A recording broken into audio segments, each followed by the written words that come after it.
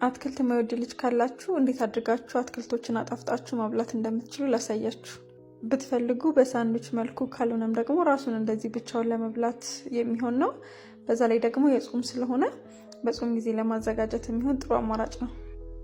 በጎድጓዳ ሳህን ላይ የተፈቀፈቀ ዝኩኒ፣ ከዛ የተፈቀፈቀ ካሮትና በረጃጅሙ የተከተፈ ሽንኩርት ካደረኩ በኋላ ጫው ነስንሽበት በደንብ አድርጌ ያቀላቅላለሁ። እንደዚህ ማደርገው ውሃውን እንዳለ ውስጥ ያለውን ውሃ ጫው እንዲያወጣልኝ ነው።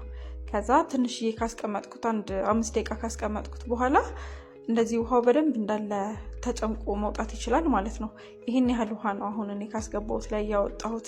ውሃውን ካልወጣ ደግሞ በኋላ ላይ ሲጠበስ በደንብ ድርቅ ብሎ ለመጥበስ ያስቸግራል። ለማያያዣነት ደግሞ በእንቁላል ፋንታ ውሃ ላይ ትንሽዬ ተልባ አድርጌ እንደዚህ ቀላቅዬ ያስቀመጥኩትና በኋላ ላይ ይወፍራል ማለት ነው። ከዛ የተጨመቀው ላይ እነዚህን ቅመሞች ጨመርኩ። ከዛ ይሄው እንደዚህ የወፈረውን ተልባ ማደረግኩ።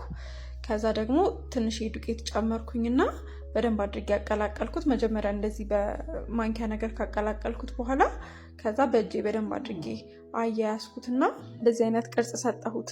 በደንብ እንዲበስልላችሁ አታወፍሩት፣ ቀጠን ቀጠን አድርጉት።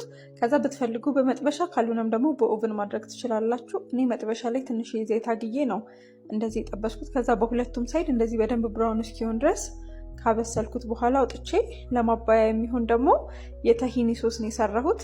የተሂኒውን አሰራር ከዚህ በፊት ለቅቄላችኋለሁ። እሱን የሰራሁትን ተሂኒ ተጠቅሜ ነው እነዚህን ቅመሞች ጨምሬ ከዛ ሶስ ያደረኩት ማለት ነው።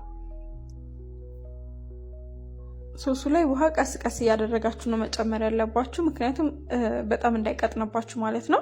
ከዛ የምትፈልጉት ኮንሲስተንሲ ላይ ሲደርስ ታቆማላችሁ።